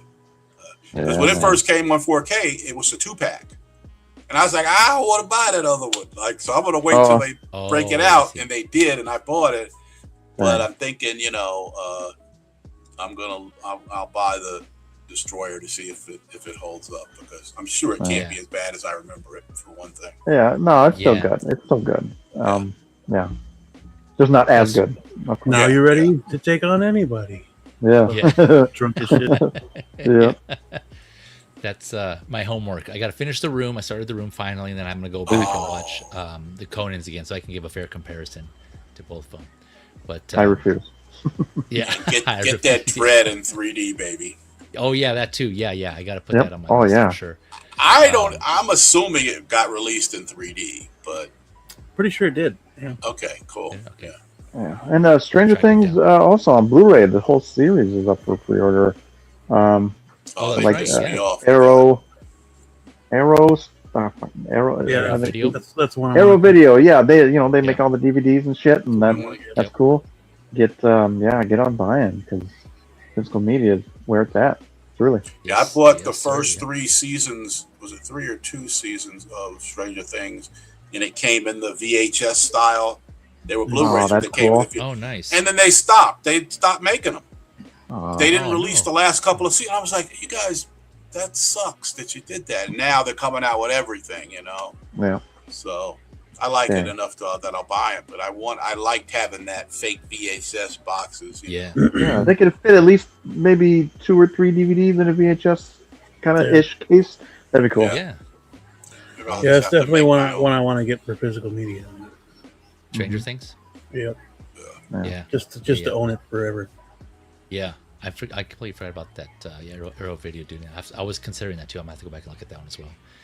But and kind of touching on what my panelists here mentioned. So we are also collectors. You can see, I'm pretty sure you've noticed throughout the stream, if you've been watching, all these collectibles figures behind us. So we also I have another channel, Feezy's Figures, right, where I cover content related to the stuff, and then that's what Blue and Beam were referring to here for collector's figures. You can catch them on S Beam's channel, and that's where you can catch collector's figure every Monday. And then, like I mentioned, the Movie Canon, he also covers collectibles and movies, entertainment, and TV on the Movie Canon's channel. So Fridays he has Figures Talk specifically. But like I said, all the links will be in the description below if you're interested to check out that content, and or anything other related content on there is there for you. And much appreciated. Thank you in advance for watching and for your time. As always, panelists, thank you again. And a special shout out again to Tyler, my man. Thank you again for coming on. Somethin Crunchy. Link in the description below. Check that out as well. And again, if you like what they're doing, show them some love. So with that, appreciate you. Commented in your comments. Oh, let's see here. Let's see here. Why is she called 11? Oh, so there you go. That was her experiment number. Yep, there you go. Experiment number 1 through 11. Yeah, and it goes over the others in the later episodes. I'm sure you'll find out. I don't want to spoil things. Sounds like you haven't seen it. Yeah, her age. No. Yeah. Good night, Gio. Yep. Yeah, and with that, again, we'll catch you on the next one. Take care, all. Stay safe, and have fun. Enjoy your hobbies. Later, all. All right, stay safe, everybody.